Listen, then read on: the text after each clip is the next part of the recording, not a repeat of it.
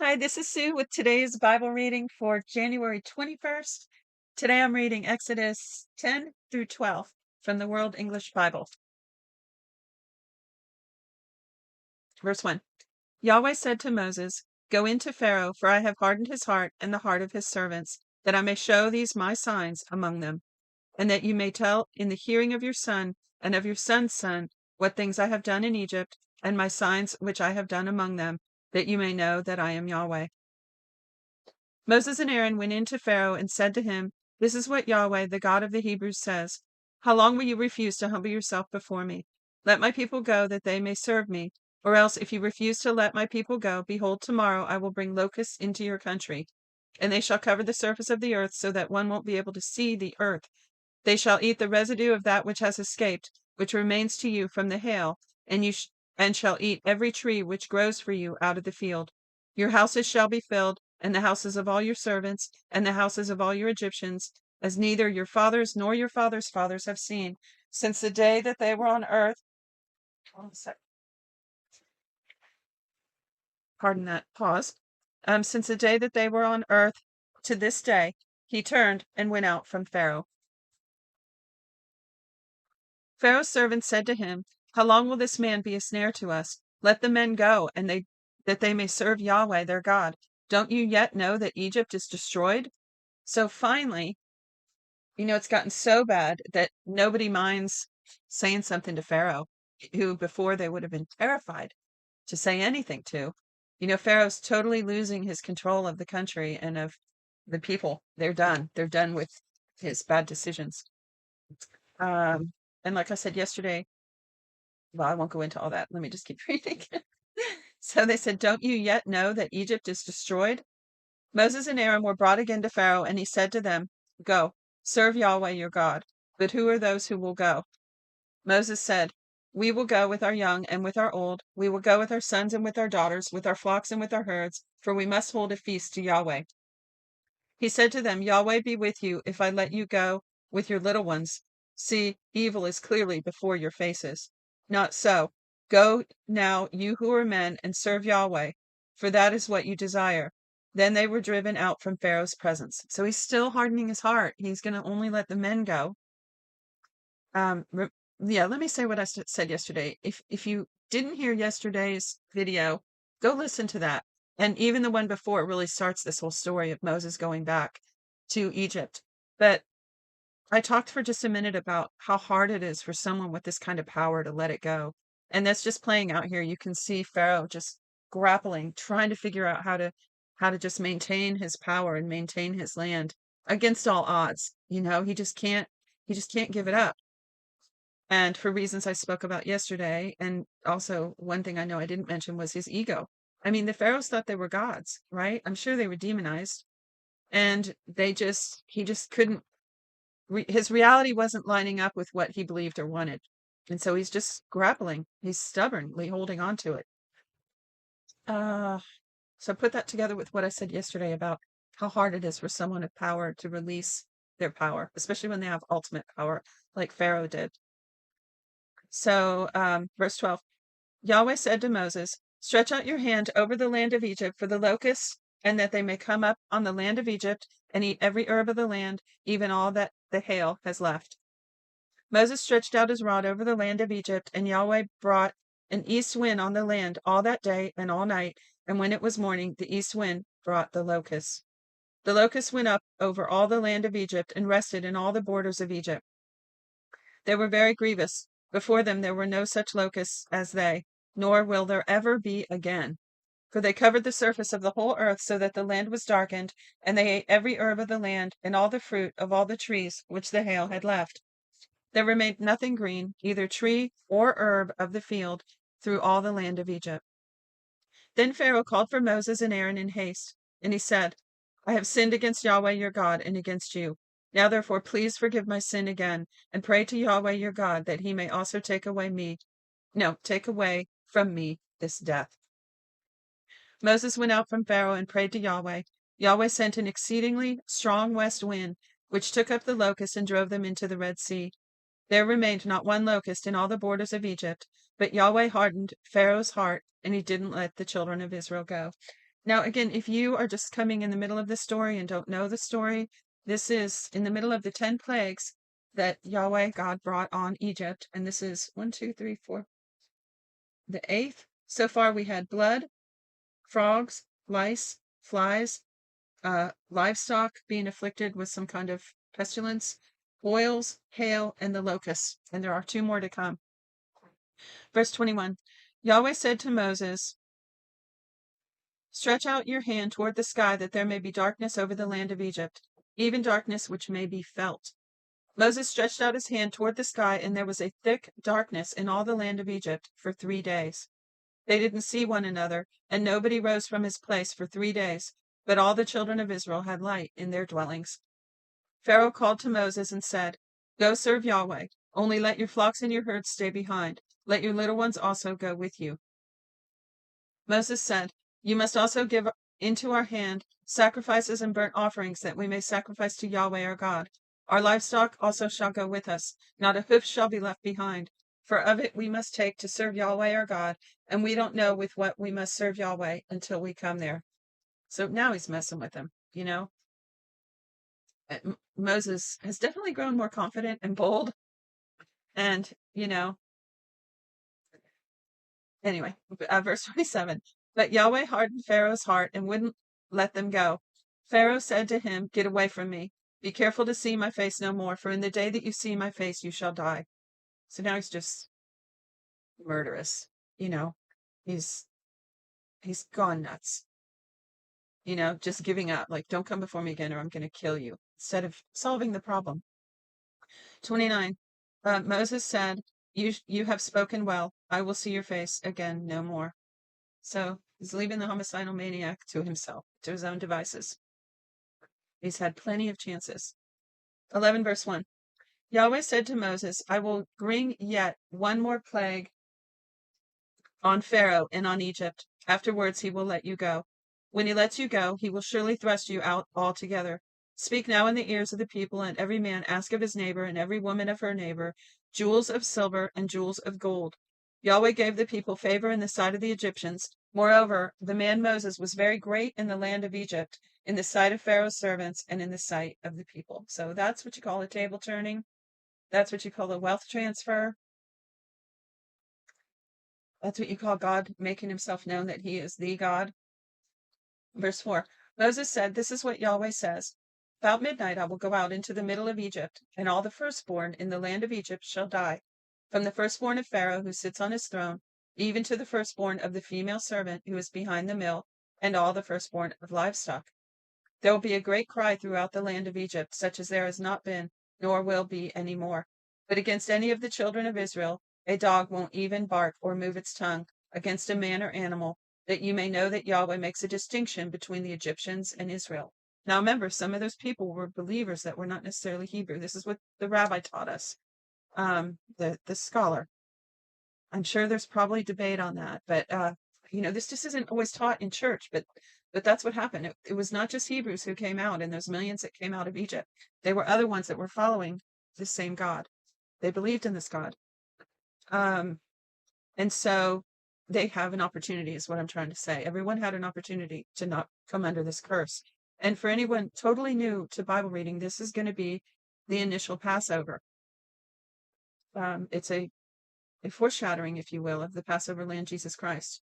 So there are symbolism here and all kinds of messages you could get out of this portion of scripture that we're about to go into. So it says, let me just back up slightly. I'm going to read that one part again. Verse 4, Moses said, this is what Yahweh says, about midnight I will go out into the middle of Egypt, and all the firstborn of the land of Egypt shall die. From the firstborn of Pharaoh who sits on the throne, even to the firstborn of the female servant who is behind the mill, and all the firstborn of livestock. Remember, he didn't warn Pharaoh of this one now, because Pharaoh had shut the door to that conversation. Verse 6, there will be a great cry throughout the land of Egypt, such as not been, nor will be any more. But against any of the children of Israel, a dog won't even bark or move its tongue against man or animal, that you may know that Yahweh makes a distinction between Egyptians and Israel. All these servants of yours will come down to me and bow down themselves to me, saying, get out with all the people who follow you, and after that I will go out. He went out from Pharaoh in hot anger. Now, wait a minute. thought he wasn't coming before Pharaoh again, so I was wrong. He did. Um, so I'm not sure. I have to go back and reread that. But he said, "You won't see my face again, right? You will see my face no more." So he must not have left yet and finished saying this part about the death of the firstborn. So he said,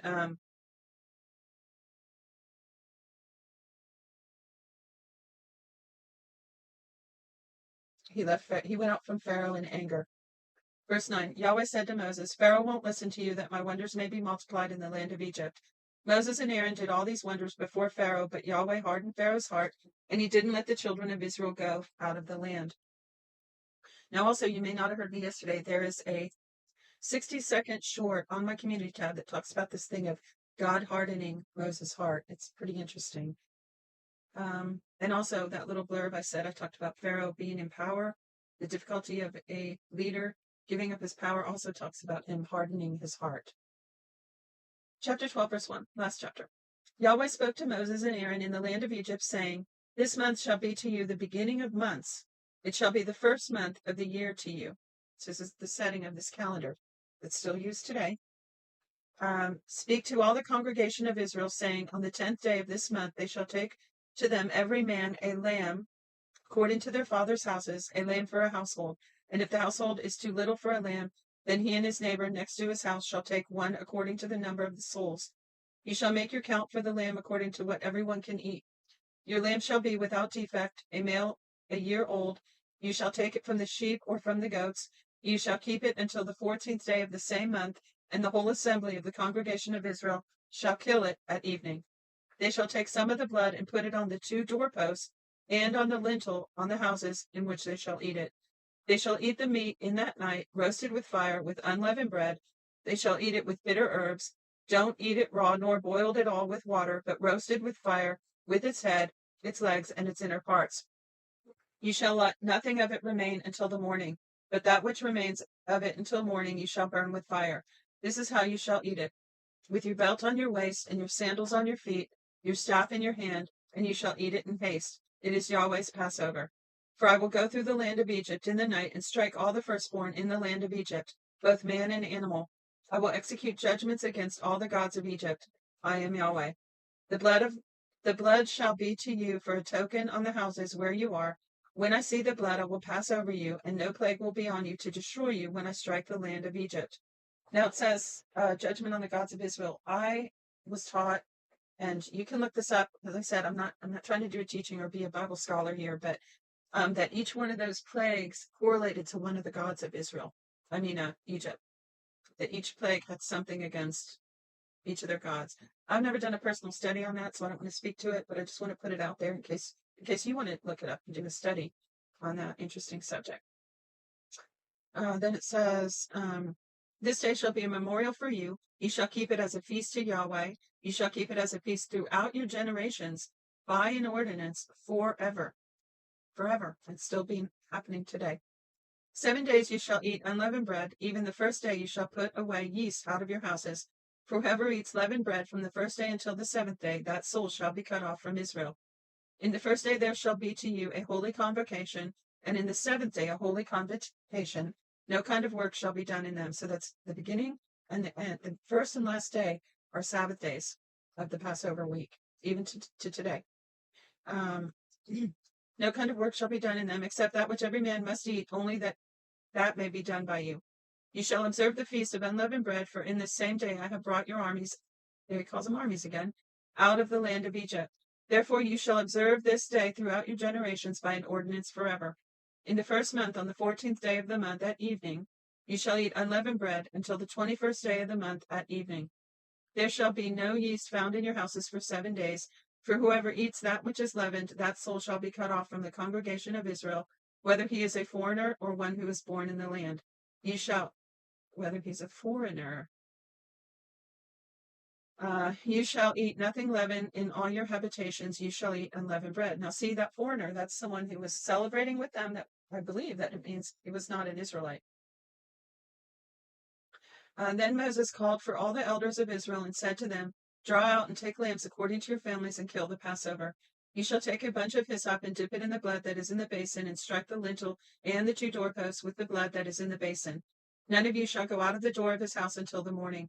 For Yahweh will pass through to strike the Egyptians, and when he sees the blood on the lintel and on the two doorposts, now see, this also harkens back to free will.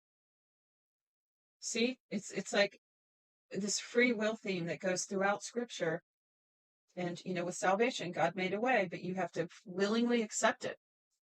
Well, just like here, those who willingly accepted to put themselves under that blood and obey, then he knew, okay, you're submitting to me. You're willfully taking what I'm offering. Where did I leave off? So it says, when he sees the blood on the lintel and on the two doorposts, Yahweh will pass over the door, will not allow the destroyer to come into your house or to strike you. You shall observe this thing for an ordinance to you and your sons forever. It shall happen when you have come to the land which Yahweh will give you, and he has promised that you shall keep this service. It will happen when your children ask you, what do you mean by this service? That you shall say, it is the sacrifice of Yahweh's Passover, who passed over the houses of the children of Israel in Egypt, when he struck the Egyptians and spared our houses. The people bowed their heads and worshipped. The children of Israel went and did so, as Yahweh had commanded Moses and Aaron, so they did. I'm sure everybody's been humbled, majorly humbled through this whole thing, because in the beginning they got mad at Moses and Aaron. They were afraid.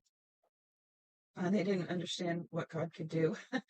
Verse 29, at midnight, Yahweh struck all the firstborn in the land of Egypt, from the firstborn of Pharaoh who sat on his throne to the firstborn of the captive who was in the dungeon, and all the firstborn of livestock.